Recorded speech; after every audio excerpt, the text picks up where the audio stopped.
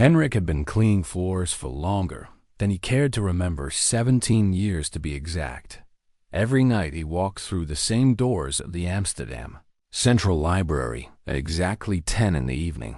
His uniform was always the same blue shirt and gray pants that had faded from countless washes. The building was massive. 5 floors of endless corridors and reading rooms that stretched out like a miles. People never thought about who kept these places clean. They just expected it to be spotless when they arrived each morning. That was fine with Henrik. He preferred being invisible. When you worked the night shift, you become part of the furniture. People who worked during the day barely knew his name. Security guard would nod at him when he clocked in. Sometimes the late-night students would glance up from their books as he pushed his cleaning cart past them. But mostly he was just there, a quiet presence moving through the shadows while the city slept outside. Henrik was 53 years old now. His back ached more than it used to. His knees complained when he climbed stairs, but he took pride in his work. Every corner had to be perfect. Every surface had to shine. He arrived 15 minutes early most nights, just to make sure he had enough time. The main lobby always came first. Those marble floors were his specialty. He had learned over the years exactly how much polish to use and how to make them gleam under the dim night lights. Then came the reading rooms on the second floor, the study carrels on the third, the reference section on the fourth, and finally the administrative offices on the fifth floor, where nobody ever went at night. He had his routine down to a science. By 2 in the morning, he would usually be halfway through the building. By 4, he would tackle the bathrooms, and by 6, when the morning light started creeping through the tall windows, he would be finishing up, ready to catch the tram home before the morning rush began. Home was a small apartment in the Jordan district, 1 bedroom, with a kitchen so tiny you could barely turn around in it. The heating worked most of the time. The plumbing was old but functional. The landlord had promised to fix the ceiling leak in the bathroom for 3 years now, but Henrik had stopped asking. It was affordable, and that was what mattered. He had learned long ago not to expect too much from life. Henrik had been born in Suriname. His parents had brought him to the Netherlands when he was just 8 years old. They had big dreams back then. His father thought he would find better work in Amsterdam. His mother believed their children would have more opportunities. And for a while things seemed possible, but his father passed away when Henrik was only 14. A heart attack that came out of nowhere. His mother worked 3 jobs to keep the family afloat. Henrik tried to stay in school, but it was hard. Dutch language had never come easily to him. Math made sense, but everything else felt like swimming upstream. By 16, he had dropped out. His mother cried, but she understood they needed the money, and Henrik needed to help. He worked in kitchens first, washing dishes and scrubbing pots in restaurant basements. Then he did construction for a few years. Hard labor that paid a bit better but destroyed your body. The library job came when he was 36. It felt like winning the lottery at the time. Steady work benefits. No one yelling at you or demanding you work faster. Just him and the quiet building night after night, year after year. His mother was in a care home now. She was 78, and her memory was starting to go. Henrik visited her every Sunday afternoon without fail. It was the only day he had completely to himself. He would take the bus across town and sit with her for 3 hours. Sometimes she recognized him. Sometimes she called him by his father's name. Sometimes she just stared out the window, but he always went. The care home was not the nicest place. The rooms were small and the staff was overworked.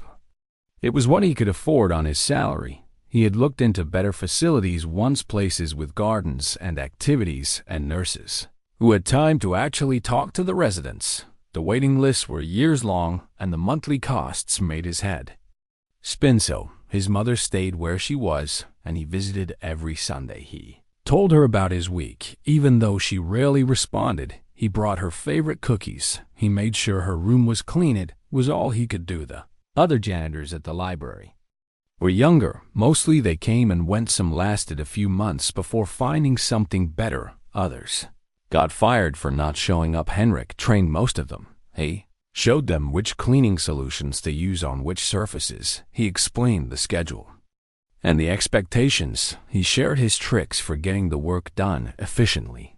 Most of them were nice enough, but they never stayed long enough to become real friends. Henrik ate alone in the staff break room during his midnight meal break, usually a sandwich he had made at home, sometimes leftover rice from dinner. He would sit at the table and look at his phone, scrolling through news articles he did not really care about, or watching short videos of people doing foolish things. Anything to pass the 30 minutes before he had to get back to work. He had learned not to get attached to routines that involved other people. Left jobs changed. Nothing stayed the same except the work itself. The library was his constant. These floors had been under his care for 17 years. He knew every stain and every scratch. He knew which window in the east corridor did not close properly. He knew which bathroom stall had a door that stuck. He knew the smell of old books mixed with floor wax. He knew the sound his cart made when it rolled over the threshold between the carpet and the tile. This building had become more familiar to him than his own apartment. Sometimes late at night when everyone else had gone home and it was just him and a security guard somewhere in the building, Henrik would stop and look around. The tall shelves filled with thousands of books. The reading desks arranged in perfect rows. The soft glow of the emergency exit signs. There was something peaceful about it, something that made him feel less alone, even though he was the only person there. He had never been much of a reader. School had cured him of any love for books, but he respected them. All that knowledge sitting there, waiting for someone to discover it. All those stories and ideas and facts. He was the one who made sure they stayed safe and clean. That counted for something. He told himself that on the hard nights when his back screamed and his feet throbbed on the mornings when he was so tired he could barely keep his eyes open on the tram ride home, it counted for something. His life was small, but it was honest. He worked hard. He paid his bills on time. He took care of his mother. He did not bother anyone, did not ask for handouts or favors. He just showed up and did his job, night after night, month after month, year after year. Most people would probably think his life was sada. 53-year-old man with no wife or children, living alone in a cramped apartment, cleaning floors, while everyone else slept. No savings to speak of, no vacation plans, no big dreams left. But Henrik did not think about it that way, or at least he tried not to. Had learned to find satisfaction in small things, a floor that shined just right, a thank you from one of the students, his mother smiling at him even if she did not remember his name, a hot meal at the end of a long shift. That was enough. It had to be enough, because what else was there? He was too old to start over, too tired to chase dreams he had given up on decades ago. This was his life and he had made peace with it. The night of the phone call started like any other. Henrik clocked in at 10, nodded at the security guard, loaded his cart with supplies, started with the lobby. As always, the marble floors needed extra attention. That night, someone had spilled something sticky near the entrance. It took him 20 minutes of scrubbing to get it up. By midnight, he was on the 3rd floor, working his way through the study carrels. Few students were still there, hunched over their laptops. They did not look up as he emptied the trash bins and wiped down the desks around them. By 1:30, he had moved to the reference section on the 4th floor. This was usually his favorite part of the night. The reference section was always empty. No students, no staff, just rows and rows of encyclopedias and atlases and old journals. The silence was complete. He could hear his own breathing and the squeak of his cartwheels. Nothing else. He was polishing the floors when his phone rang. The sound cut through the silence like an alarm. Henrik jumped, his heart pounding. Nobody called him at this hour. Nobody called him much at all except the care home when something was wrong with his mother. He pulled the phone from his pocket with shaking hands. Number was unfamiliar Rotterdam area code. He almost did not answer, but something made him swipe to accept the call. The voice on the other end spoke in formal Dutch, rapid and businesslike. Henrik struggled to follow at first. His brain was tired, and the words came too fast. It was a Lauer man named Hendricks he was calling about. Henrik's uncle. Henrik had not thought about Uncle Willem in 30 years, maybe more. Willem had left for Indonesia before Henrik was even a teenager. There had been some kind of fight with the family. Henrik never knew the details. His mother had stopped talking about Willem years ago. As far, Henrik knew his uncle had disappeared and never come back. The lawyer was saying something about Willem passing away 3 weeks ago. Henrik felt nothing. You cannot mourn someone you never really knew. But then the lawyer said something else, something that made Henrik grip the edge of a desk to steady himself. Willem had left an inheritance to Henrik, the sole heir to the estate. The words washed over him, but did not make sense. Numbers that seemed impossible. Property, a business, shares in a company. Henrik stood there in the empty reference section at 2 a.m. with a mop in one hand and a phone in the other, certain he was being scammed. This could not be real. Things like this did not happen to people like him. The lawyer was patient, repeated the information slowly. He gave Henrik documentation numbers. He requested a meeting at his office in Rotterdam. He said everything could be verified. Henrik needed to come in and sign papers. The call ended, and Henrik just stood there, his phone still pressed to his ear, even though the line was dead. The library was completely silent again, but somehow it felt different now, like the air had changed, like the world had tilted slightly on its axis. He looked down at his mop, at the bucket of dirty water, at his worn work boots. Then he looked around at the reference section.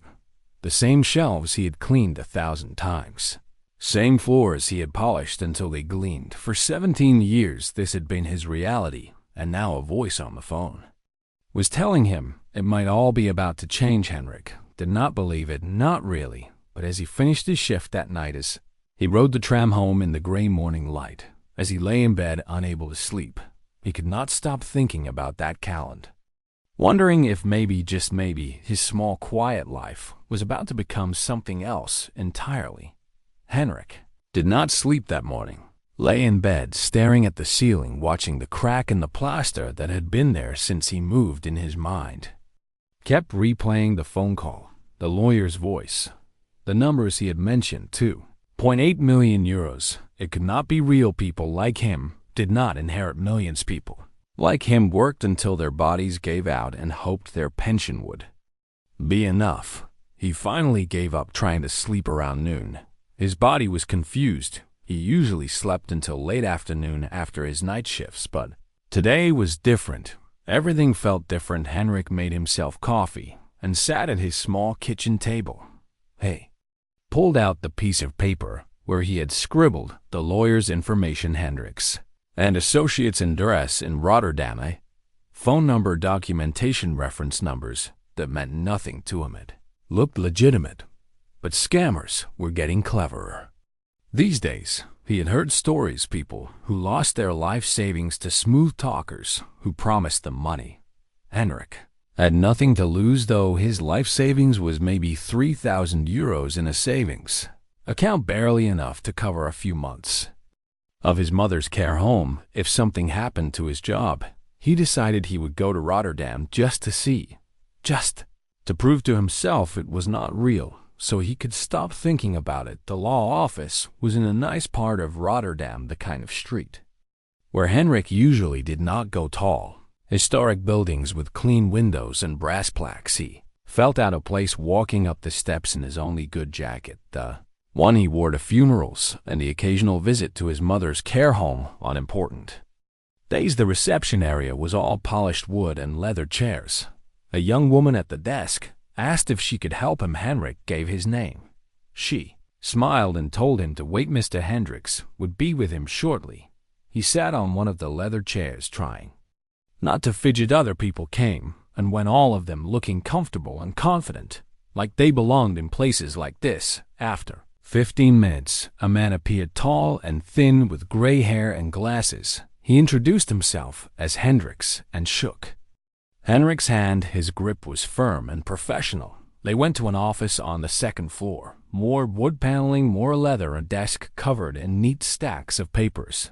Hendricks asked Henrik to sit and then opened a folder. He explained everything slowly. Hendricks' Uncle Willem had indeed passed away a stroke in Jakarta, where he had been living for the past 40 years. Willem had built a business importing spices and specialty goods from Indonesia. The business had done well, very well. Willem had never married, never had children, and in his final years, he had felt guilty about leaving the family. He had followed Henrik's life from a distance, apparently, through what means Hendrik could not imagine, but somehow, Willem had known about him, known about his mother and the care home, known that Henrik worked nights cleaning the library, and Willem had decided to make things right the only way he knew how. He left everything to Henrik. Hendricks showed him documents, official papers with stamps and signatures, bank statements showing accounts with numbers. Henrik had trouble comprehending property deeds for a warehouse in Rotterdam, corporate ownership papers for Vanderberg Imports, 60% controlling share. Willem's longtime business partner owned the other 40%. The lawyer explained the terms. Henrik would need to provide identification, sign papers, undergo some legal verification to prove he was who he claimed to be. But if everything checked out and Hendrik seemed confident, all of this would become his. Hendrik sat there unable to speak. His hands were shaking. He had walked into this office certain it was a mistake or a scam, but this was real. The papers were real. The money was real. His entire life was about to change. The next 2 weeks felt like living in a dream. Henrik went through the verification process. He brought his birth certificate, his passport documents proving his relationship to Willem. He answered questions about his family history, things he barely remembered from childhood, his mother's maiden name, the street where they had lived in Suriname, the year they had immigrated. Every step of the way he expected someone to say there had been a mistake, but the mistake never came. Hendricks called him one Tuesday afternoon. Everything had been approved. The inheritance was his. Henrik needed to come back to Rotterdam to sign the final papers. He took the train in a daze. The countryside passing by outside the window, fields and farms and small towns, all of it looking strange and unfamiliar. Even though he had lived in this country for 45 years, when the papers were signed, Hendricks explained what would happen next. Money would be transferred to accounts in Henrik's name. The property would be transferred, and Henrik would need to decide what to do about the business. He could keep it running. He could sell his share. He could do whatever he wanted. For the first time in his life, Henrik had options. Real options, not just a choice between buying cheap groceries or slightly less cheap groceries, but actual life-changing options. He thanked Hendricks and walked out of the office. Rotterdam looked different somehow. The streets seemed brighter. Buildings seemed taller. Everything seemed more vivid, like he had been living in black and white, and suddenly the world had color. Henrik took the train back to Amsterdam. Still had a shift at night. He had not quit his job, yet part of him was afraid to what if this all disappeared? What if it turned out to be some elaborate mistake? Better to keep working until he was absolutely sure. He showed up at the library at 10 as usual, clocked in, nodded at the security guard, loaded his cart, but everything felt strange now. He pushed his cart through the lobby and looked at the marble floors. The same floors he had been cleaning for 17 years. He had polished them so many times he could do it with his eyes closed, and now he could walk away from all of this. Never clean another floor. Never empty another trash bin. Never scrub another bathroom. The Timmers thought should have made him happy, but instead he felt lost. This job had been his entire adult life. His routine, his purpose, his identity. Who was he if he was not the night janitor? The security guard asked if he was feeling all right. Henrik realized he had been standing in the middle of the lobby just staring at his mop. He said he was fine, just tired. He worked through his shift. Mechanically, his mind somewhere else entirely. By the time dawn came, he had made a decision. He could not keep pretending. Everything was normal. He needed to make a change. Even if it scared him during his break, he wrote out his resignation 2 weeks' notice. He had never been the type to quit without warning. He left it on his supervisor's desk before he clocked out. The next day, his supervisor called him. She sounded surprised. Henrik had worked there longer than she had been alive. Was everything okay? Something happened. Henrik kept it simple. He told her he had come into some money, a family inheritance. He needed to take care of some things. She did not press for details. She just wished him well and said they would miss him. Rick doubted that, but it was nice of her to say. His last 2 weeks at the library was strange. The other janitors treated him differently. Once word got around, they asked questions he did not want to answer. They looked at him with curiosity and maybe a bit of envy. The students did not notice. They never had on. His final night, Henrik took his time. He cleaned every floor as carefully as he always had. He polished the marble in the lobby until it shined. He emptied every trash bin. He wiped down every desk. When 6 in the morning came and his shift ended, stood in the main lobby one last time, looking up at the high ceiling, at the tall windows, letting in the morning light, at the thousands of books waiting for people to read. Them 17 years. This place had been his whole world, and now he was leaving it behind. The security guard shook his hand, wished him luck. Henrik walked out the front doors into the morning air. He did not look back. The first thing he did with his money was move his mother. He found a care home that actually felt like a home. Bright rooms with big windows, gardens where the residents could sit outside, staff that seemed to actually care about the people they looked after. The cost was staggering, but Henrik could afford it now. That was still hard to wrap his mind around. His mother did not understand the move at first. She got confused and upset, but after a few days she seemed happier. One of the nurses said she smiled more, that she seemed more alert. Henrik visited her 3 times that first week. Not just on Sundays anymore. He could visit whenever he wanted. He did not have to sleep during the day anymore. He did not have to rush to catch the tram to make his shift. His time was his own.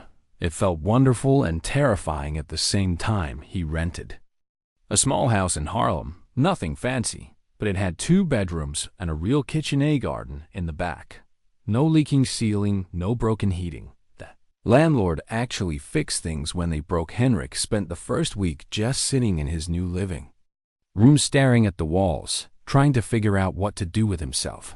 He had worked night shifts for so long that sleeping normal hours felt wrong. He would wake up at 10 at night, ready to start his shift then. Remember, he did not have a shift not anymore. The business was another problem entirely. Vanderberg imports his business now, or mostly his business. He owned 60%.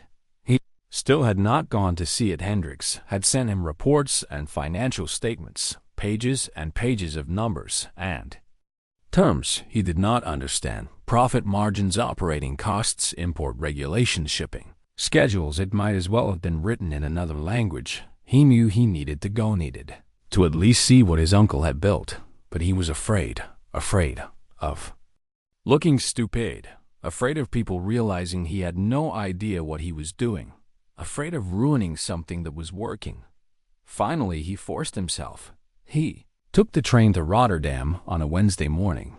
The warehouse was in an industrial area near the port. A large gray building with trucks parked outside. Henrik stood across the street for 10 minutes before he worked up the courage to go in. The front office was busy, people moving around with clipboards and tablets, phones ringing, voices calling out in Dutch and other languages. Henrik did not recognize a woman at the front desk. Asked if she could help him. He told her his name. He was the new owner. He just wanted to look around. Her expression changed immediately.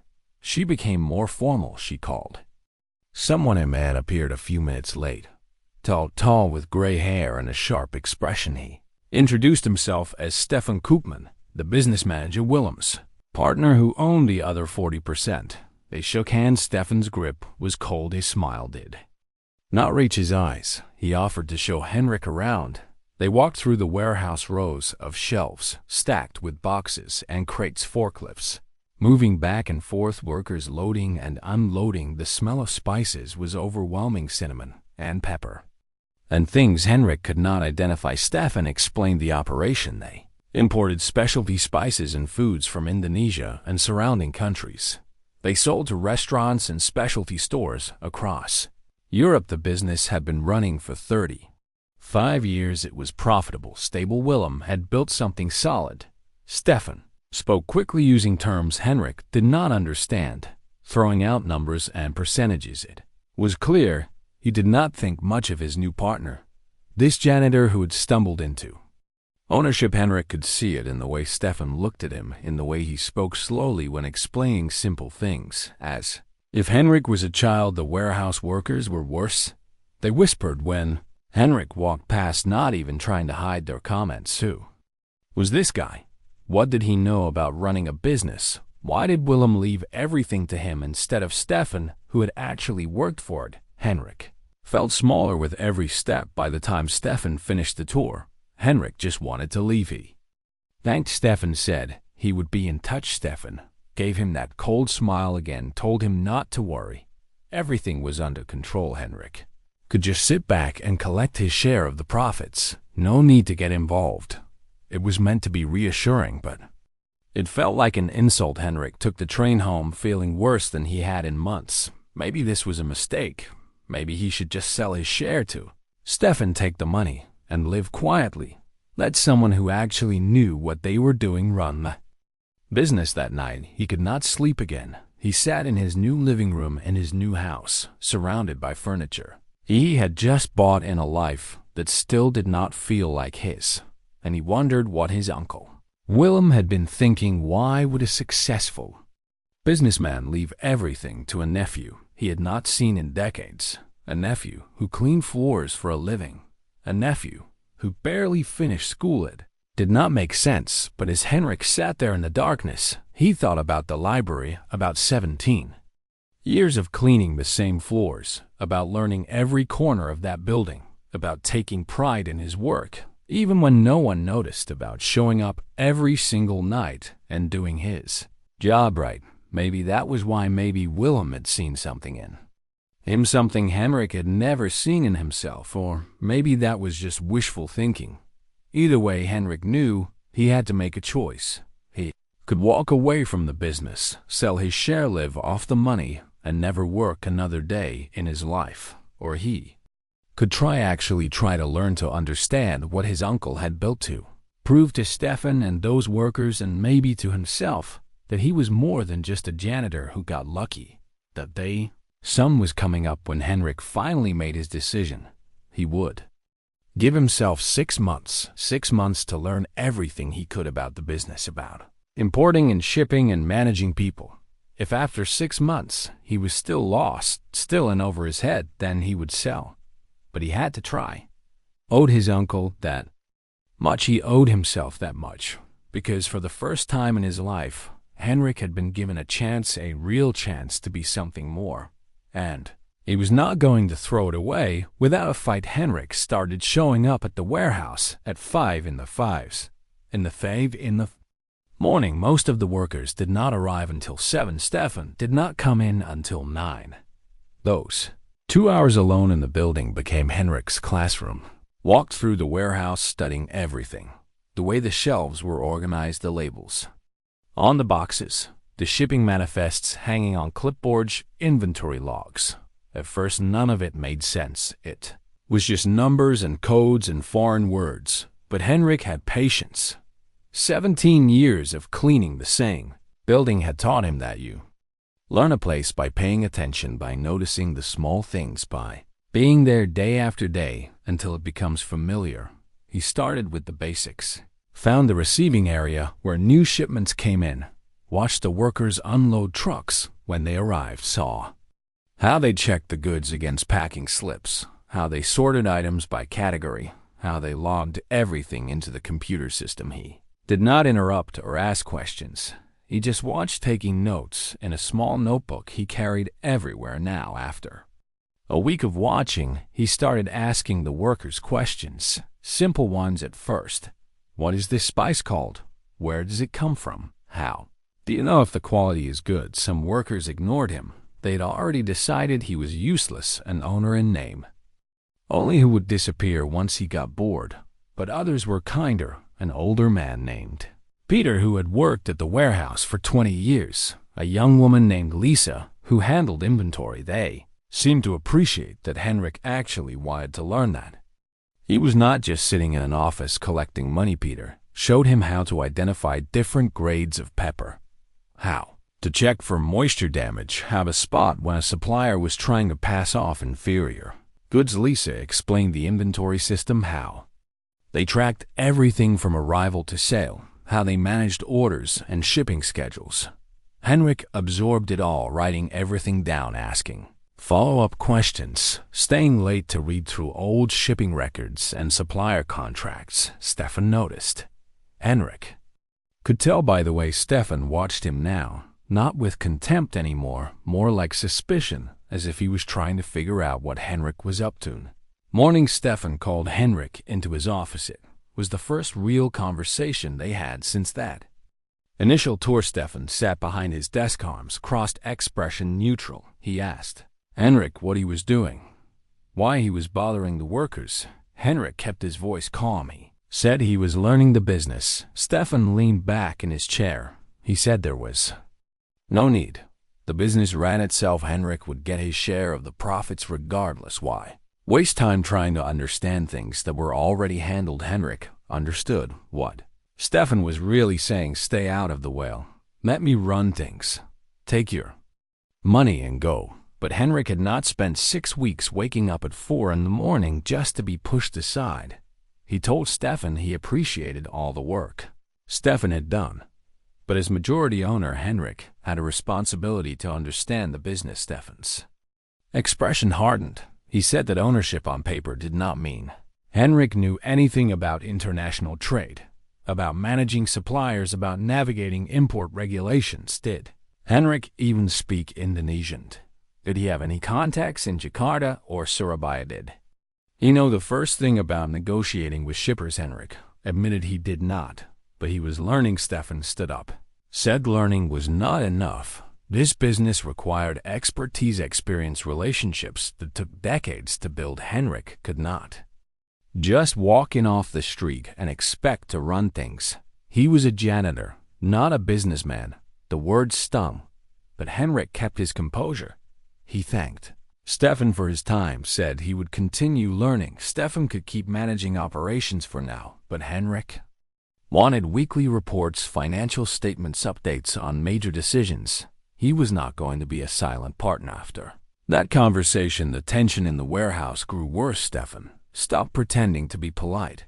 He gave Henrik the reports he asked for, but they were dense and technical, clearly designed to confuse rather than inform. The workers split into camps. Some sided with Stefan, the man who had actually built this business alongside Willem. Others respected Henrik's determination to learn, to show up every day, to work harder than anyone expected. Henrik kept to his routine, early mornings studying the warehouse, afternoons reading books about international trade and supply chain management, evenings going through the company's financial records. He was exhausted. His brain hurt from trying to absorb so much new information, but he pushed through. One night, he was sitting at his kitchen table, surrounded by papers and spreadsheets, trying to understand a particularly complicated shipping contract.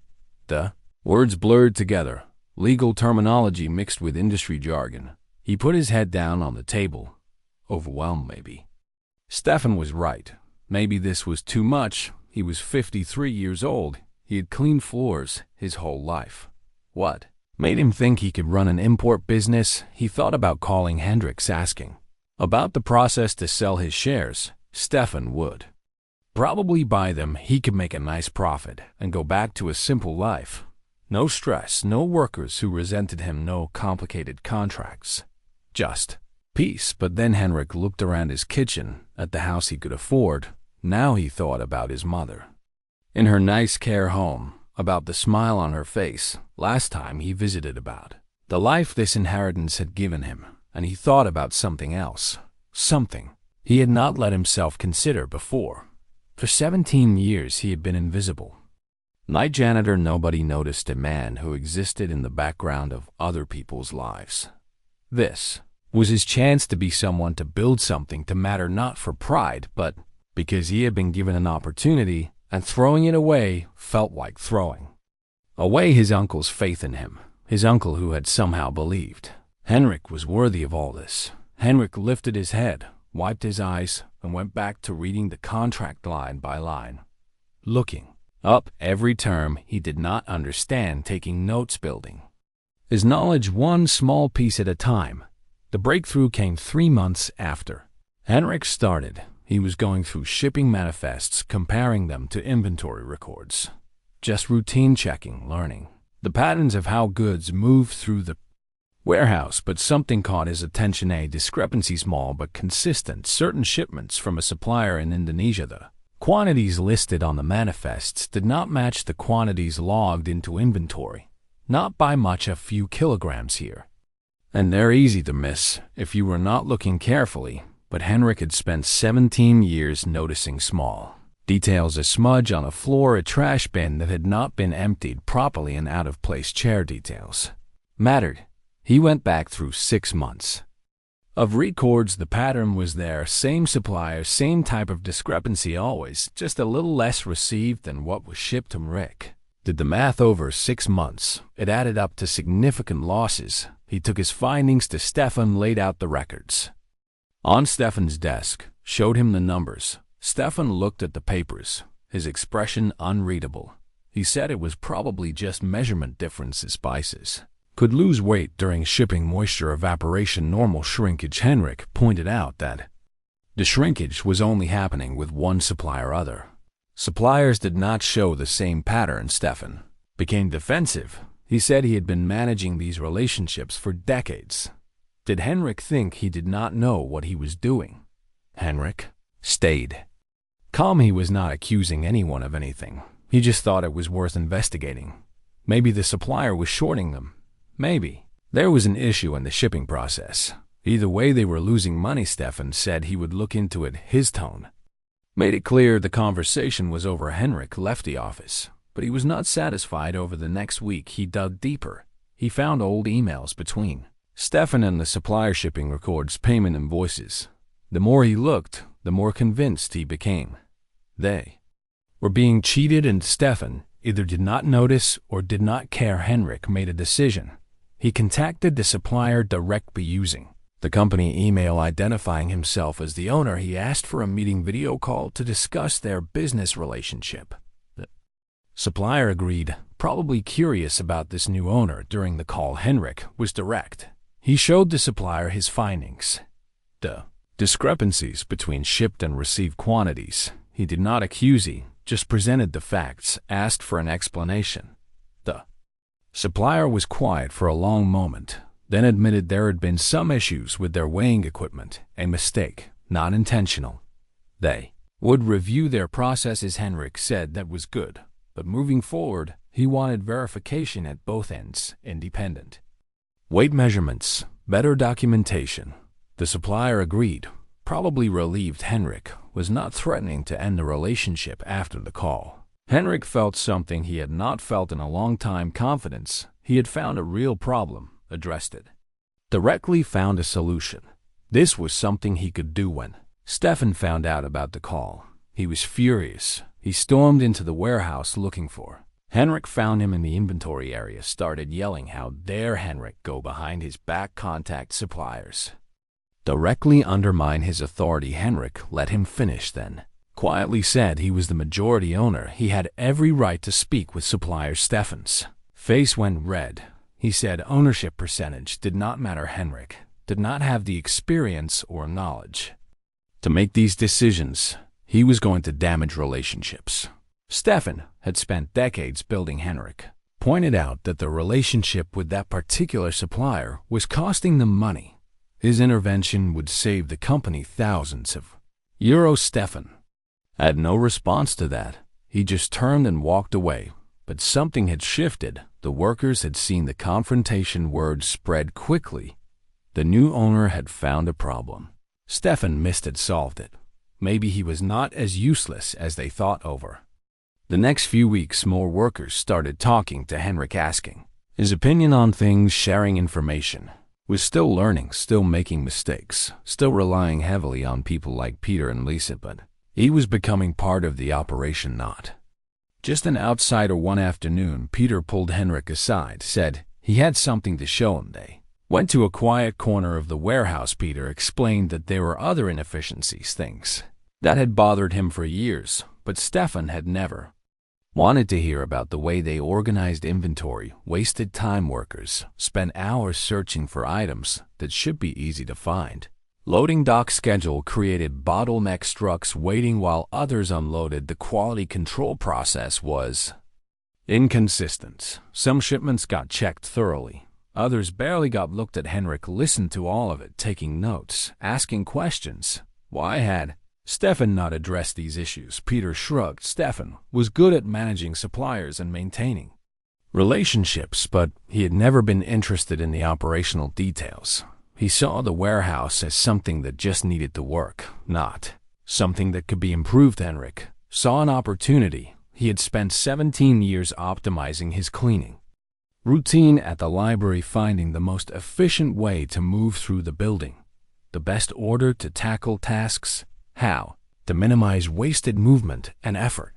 This was not so different, just a bigger scale. He started making changes, small ones at first, reorganizing sections of the warehouse to group related items, adjusting the schedule to reduce dock congestion, implementing a standardized quality check procedure. Some workers resisted change, was uncomfortable, but Henrik explained each decision showed them how it would make their jobs easier, and he was right. Within a month, the warehouse was running more smoothly. Workers spent less time searching for items, trucks moved through the dock faster, quality issues got caught earlier. Even Stefan had to admit things were improving, though he never said it directly to Henrik. Henrik kept learning.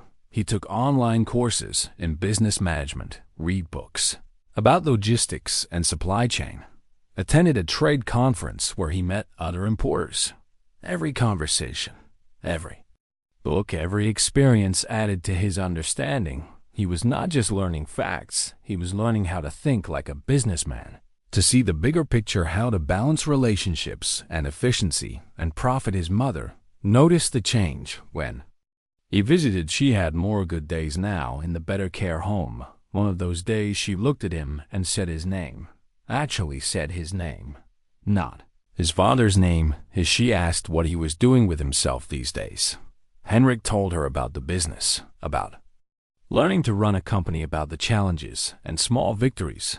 She smiled, said she was proud of him, said his father would be proud to. Henrik had to leave the room for a minute. He stood in the hallway of the care home, eyes wet, overwhelmed. His father had died when Henrik was 14, had never seen what his son became, had died probably thinking Henrik would struggle his whole life. Maybe he had been right. Henrik had struggled for decades, but he was not struggling anymore. He was building something, becoming something. The janitor who had been invisible for 17 years was finally being seen. 6 months became a year. Henrik had promised himself 6 months to prove he could do this. But somewhere along the way, the deadline stopped mattering. He was no longer trying to prove anything. He was just doing the work. The warehouse had become as familiar to him as the library once was. He knew which shelves held the premium Indonesian cinnamon, which supplier delivered early and which always ran late, which workers were most reliable, which processes still needed improvement. Business was growing too, not dramatically, but steadily. Henrik had identified new suppliers, negotiated better rates on shipping, streamlined operations to reduce waste. The profit margins were up 8% from the previous year. Stefan could not ignore that their relationship had evolved into something strange. Not quite partnership, not quite rivalry, more like a tense cooperation. Stefan still handled the supplier relationships, the contracts, the Negotiations with major clients, Henrik focused on operations efficiency quality. Control, they had an unspoken agreement to stay out of each other's way. It worked. Mostly, but Henrik knew it could not last forever. The company needed clear leadership, not two people pulling in different directions one afternoon. Henrik asked Stefan to meet him not in the warehouse, somewhere neutrally coffee shop near the port. Stefan arrived looking suspicious, probably expecting another confrontation. They ordered coffee. Sat at a table by the window. Henrik was direct. He said they needed to talk about the future of the company. Stefan's expression hardened, but Henrik raised his hand, asked him to just listen. Henrik acknowledged everything Stefan had done. Decades of work, building relationships, managing the business, keeping it profitable. Willem had trusted Stefan. Henrik trusted him too, but the current situation was not working. They needed clarity. Henrik proposed a new structure. He would remain majority owner, but Stefan would become managing director with full operational authority, a proper title, a seat on the board, and a raise. In exchange, Stefan would provide regular reports, include Henrik in major strategic decisions, and accept that Henrik had final authority on certain matters. Stefan sat back, arms crossed, clearly skeptical. He asked what Henrik's role would be. Henrik said he would focus on what he was good at: operations, efficiency, quality, long-term strategy. He was not trying to replace Stefan. He was trying to build a real partnerships. Stefan was quiet for a long time, staring out the window at the ships in the harbor. Finally, he spoke. He admitted he had been wrong about Henrik when Willem died. Stefan had expected to inherit the business, or at least control of it, and instead it went to some janitor who had never even met Willem. It felt like a betrayal, but Henrik had surprised him, shown up every day, worked harder than Stefan expected, actually learned the business. The changes Henrik made had been good. Stefan could see that, even if it hurt his pride to admit it. Henrik nodded, said he understood, asked if they could move forward partners instead of rivals. Stefan thought about it, then extended his hand. They shook on it. The new arrangement changed everything. Stefan stopped undermining Henrik, started including him in important calls, asked his opinion on decisions Henrik gave Stefan the authority he needed, backed his decisions, supported him in front of the workers. The warehouse felt different after that. Less tense, more focused. Workers noticed productivity, increased morale, improved. People started coming to Henrik with ideas, suggestions for improvements, problems they had noticed. He listened to all of it, implemented what made sense, explained why when he could note, remembered what it felt like to be invisible, to have ideas no one cared about. He was not going to be that kind of boss. One day, Lisa came to him with a proposal. She had been thinking about their customer base. Most of their clients were restaurants and specialty stores in the Netherlands and Belgium, but there was a whole market they were not reaching home. Cooks, people who wanted authentic Indonesian spices but could not find them in regular stores. What if they created an online shop, small quantities, direct to consumer? It would be a different business model, more work, more complexity, but potentially much more profitable. Henrik loved the idea.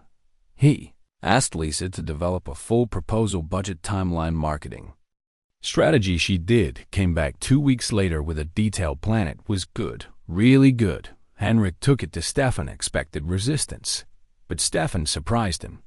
Said it was smart. They had the inventory, the suppliers, the expertise. Why not expand? They launched the online shop 6 months later. It started small, just a simple website, handful of products. Lisa managed it, handling orders, customer service, social media. The first month, they sold almost nothing. The second month, a little more. By the 6th month, they were getting steady orders. Customers loved the quality, the authenticity, the story of a family business importing spices directly from Indonesia. Henrik had never thought much about marketing, but Lisa was brilliant at it. She created content, shared recipes, told stories about the farmers who grew the spices. It resonated with people. Revenue from the online shop was still small compared to their wholesale business, but it was growing, and it opened up possibilities, new products, new markets, new ways to build the brand the company was evolving. 2 years after that phone call in the library, Henrik barely recognized his life. Lived in a real house now, not luxury, but comfortable. His mother was in a place where she was happy, safe, well cared for. Her memory was worse, but she still knew him most days, still smiled when he visited. That was enough. The warehouse had doubled its staff revenue, was up 30%. They had expanded into new product lines, added suppliers from Thailand and Vietnam, opened a small office in Jakarta. To better manage Asian operations, Henrik had learned more in 2 years than he thought possible: business management, international trade, logistics, marketing, human resources. Every day brought new challenges, but he was not afraid anymore, not paralyzed by uncertainty. He had learned to ask questions, to admit when he did not know something, to trust the experts around him. Stefan had become a real partner. They met every Monday morning, reviewed the week ahead, discussed problems and opportunities, made decisions. Together, they still disagreed sometimes, but they respected each other. That made all the difference. One Monday, Stefan brought up something new. A competitor was struggling, a smaller import company that focused on Vietnamese products. They were having financial problems, might have to close. Stefan thought they should consider acquiring them. It would expand their product range, bring in new supplier relationships, eliminate a competitor. But it would be expensive, risky. Henrik asked for time to think about it. I spent a week analyzing the opportunity, looking at the competitors' finances, their supplier contracts, their customer base. The more he looked, the more it made sense. They could integrate the Vietnamese products into their existing operations, leverage their distribution network. The online shop could feature them. It would strengthen the whole business, he told Stefan to start negotiations. The acquisition took 3 months, complicated legal work, due diligence, integration planning. Henrik was involved in every step, not because he had to be, but because he wanted to understand, wanted to learn. The day they finalized the deal, Henrik stood in the warehouse, looking at the new inventory products from Vietnam, now sitting alongside the Indonesian spices. The company his uncle had built was growing, evolving, becoming something bigger, and Henrik was the one leading it. Sometimes late at night, when he could not sleep, Henrik thought about that phone call 2 years ago in the reference section of the library. A voice speaking, Dutch, telling him his life was about to change. He had not believed it, then could not have imagined this, standing in his own warehouse, running a multi-million euro business, employing 50 people, making decisions that affected livelihoods. It still felt surreal sometimes, like he would wake up and find himself back in his small apartment, putting on his janitor uniform, heading to the library for another night shift. But this was real. He had built this not alone, but he had been the one to take the chance to push through the fear and uncertainty, to learn and grow, and refuse to give up. His phone rang. He looked at the screen. It was Peter calling about a shipping delay. Henrik answered, listened to the problem, made a decision, hung up. Just another day, another problem to solve. He thought about his uncle Willem, the man who had left everything to a nephew he barely knew. Henrik understood. Now Willem had not been looking for business expertise. He had been looking for someone who would care, who would work hard, who would not take it for granted, someone who understood the value of an opportunity, because they had spent their whole life without many. Henrik had been that person, still was. He walked through the warehouse, checking on operations, talking to workers, making mental notes about what needed attention. 17 years of cleaning floors had taught him to notice details, to take pride in small things, to show up every day and do the work. Those lessons had not changed. The context was different, but the principle was the same. Do good work, care about what you do, treat people with respect, show up. He was still showing up, just in a different way. The janitor had become a businessman, but he had not forgotten who he was, where he came from, what he had learned in those long nights at the library. That foundation kept him grounded, kept him humble, kept him focused on what mattered, building something good, creating opportunities for others, honoring The chance his uncle had given him Henrik's story was not about getting rich, though. The money had certainly changed his life. It was about transformation, about discovering capabilities he never knew he had, about proving that it is never too late, that your past does not define your future, that sometimes all you need is an opportunity, and the courage to take it. As he locked up the warehouse that evening, Henrik thought about tomorrow. There was a big client meeting, a new supplier to vet, a dozen small problems that would need attention. But he was ready, not because he had all the answers, but because he knew how to find them. He got in his car, drove home through the evening traffic. Same route he took every day now, but nothing about it felt routine. Every day was still new, still full of challenges and possibilities. He had been given a second chance at life, and he was not going to waste a single moment of it. When he got home, he made dinner simple food, rice and vegetables. The kind of meal he had eaten for years. Some things had not changed. He liked that, liked having touchstones to his old life, reminders of where he came from. After dinner, he sat in his living room, looked at the picture on the wall, his old janitor ID badge framed next to a photo of the Amsterdam Central Library. Some people might think it was strange, a wealthy businessman keeping reminders of his janitor days. But Henrik thought it was essential.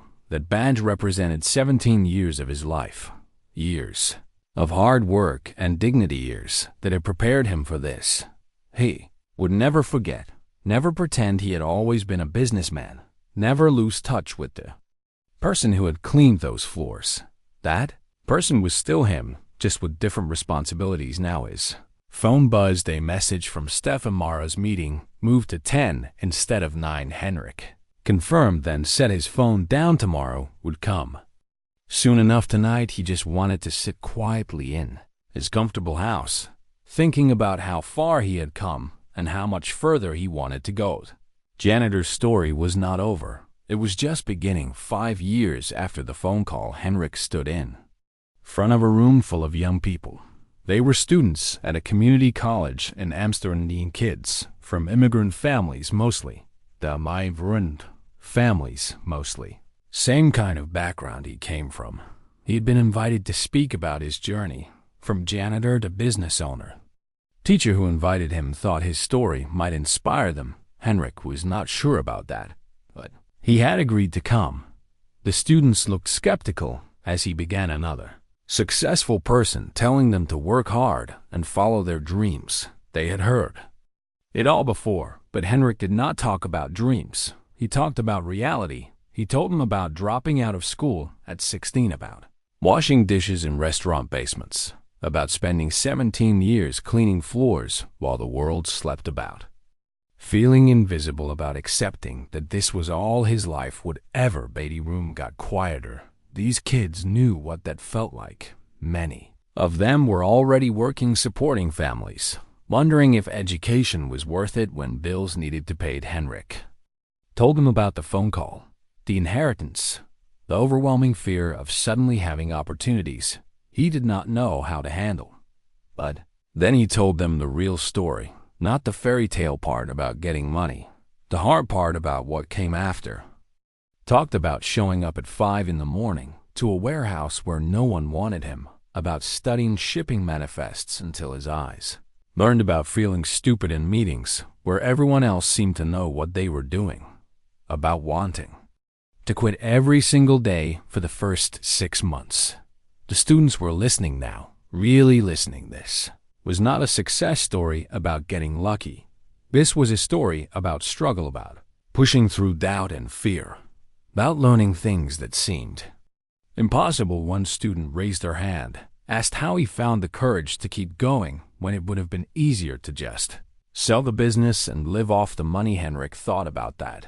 He said he did not think it was courage. It was more like stubbornness and something else. A lifetime of being invisible had taught him that he was capable of more than people saw. The janitor that nobody noticed had been doing complex work all along, managing time, optimizing processes, solving problems, taking pride in quality. Those skills transferred. He just had to believe they could. Another student asked if he ever felt like a fraud, like He did not deserve what he had. Henrik laughed. He said he still felt that way sometimes, even now, even after 5 years of running the company. But he had learned that most people feel that way. The difference between success and failure is often just refusing to let that feeling stop you. Teacher asked about his business now, where it had gone in 5 years. Henrik told them Van der Berg Imports was now one of the largest specialty spice importers in Northern Europe. They employed over 100 people, had offices in 3 countries. Revenue had grown 500%. The online shop Lisa had proposed now made up 40% of their business. They had launched a line of pre-mixed spice blends, partnered with celebrity chefs, gotten featured in major food magazines. Stefan was still managing director, still a crucial part of the business, but Henrik had brought in other talented people too. Peter was now head of operations. Lisa ran the entire digital division. They had hired marketing experts, logistics specialists, financial advisors. Henrik had learned that building a great business meant finding people smarter than you and letting them excel. But it was not the growth that Henrik was most proud of. He told the students about the scholarship fund. Every year, Van der Berg Imports funded full scholarships for 10 students from immigrant families' kids who wanted to go to university but could not afford it. Kids like Henrik had been, except these kids would get the chance he never had. The company also had the best wages in the industry, full benefits, paid family leave, training programs. Henrik remembered what it was like to work hard and barely make enough to survive. He was not going to do that to his employees. One student in the back spoke up, asked if Henrik ever regretted not going to university, not having a formal education. Henrik shook his head. He said he used to. For years he felt ashamed of dropping out, felt less than people with degrees. But now he understood that education comes in many forms. Those 17 years cleaning the library taught him discipline, attention to detail, systems thinking, work ethic. The business books he read taught him theory, but the real learning came from doing, from making mistakes, from asking questions, from paying attention. He told the students that formal education is valuable. They should pursue it if they can. But it is not the only path, and it is never too late to learn. Henrik was 58 now. He had learned more in the past 5 years than in the previous 53, not because he went to business school, but because he committed to learning every single day. The presentation ended. Students came up to talk to him, ask more questions, get advice. One young man said he worked nights at a supermarket stocking shelves. He felt stuck, asked how Henrik stayed motivated during those long years of night shifts. Henrik told him the truth. He had not always been motivated. Some nights he had been exhausted, miserable, counting the hours until his shift ended. But he showed up anyway, did the work anyway, because that is what you do. You keep going even when it is hard, even when it feels pointless, because you never know when things might change. And because there is dignity in doing any job. Well, the young man nodded, shook Henrik's hand, said thank you. Henrik hoped it helped. After the presentation, Henrik drove to the care home. His mother was declining. She was 83, now had good days and bad days, more bad than good lately. Today was a bad day. She did not recognize him, kept asking for her husband, for Henrik's father, who had been dead for 40 years. Henrik sat with her anyway, held her hand, told her about his day, about the students he had spoken to. She did not understand, but sometimes she smiled. That was enough. Care home director found him in the hallway afterward, told him his mother was lucky to have him, that not many sons visited as faithfully as Henrik did. Henrik said his mother had worked 3 jobs to raise him after his father died. The least he could do was be there for her. Now the director mentioned that they were expanding, building a new wing, asked if Henrik might be interested in contributing to the capital campaign. Henrik said yes immediately, asked how much they needed. Ended up funding half the new wing. They wanted to name it after him. He said no, name it after his mother. She was the one who deserved recognition, not him. Driving home, Henrik thought about legacy, what he would leave behind when he was gone. The business would continue Stefan, and the team could run it without him. Scholarship fund was set up to continue indefinitely. The new wing at the care home would help people for decades, but the thing Henrik thought about most was the example. Proof that change is possible, that your circumstances do not have to define you, that it is never too late to become something more. He wished he could go back and tell his younger self, the 16-year-old who dropped out of school, the 36-year-old starting another night shift, 53-year-old who thought his life was set.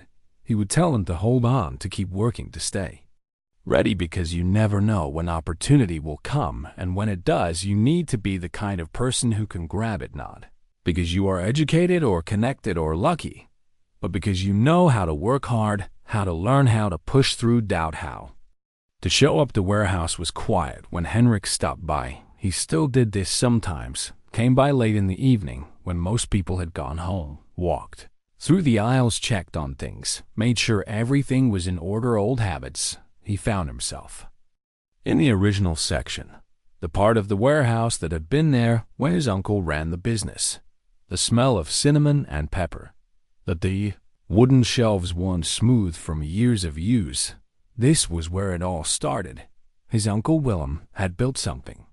Here's something that lasted, and Henrik had taken it further, made it bigger, better, more meaningful. He thought about Willem sometimes, wondered what his uncle would think, an old man in Jakarta dying alone, thinking about the nephew he had abandoned decades ago, deciding to give him everything. It was a strange gift, not just money, but a chance, a challenge, a vote of confidence from beyond the grave. Henrik had honored it. Had taken the chance, met the challenge, proved worthy of the confidence. He was not perfect. Had made mistakes. There were failed initiatives, bad hires, deals that did not work out. But the overall trajectory was cleared. Business was thriving. The people were taken care of. The legacy was secure. Henrik's phone rang. He looked at the screen. It was Lisa. She was calling about the launch next week. They were introducing a new product lines, specialty teas from Sri Lanka, a whole new category for the company. It had been Lisa's idea. Of course, she was full of ideas. Henrik had promoted her to vice president last year, made her a partner in the business. She deserved it. They talked through the details: marketing, strategy, launch, event, press coverage. Lisa was excited.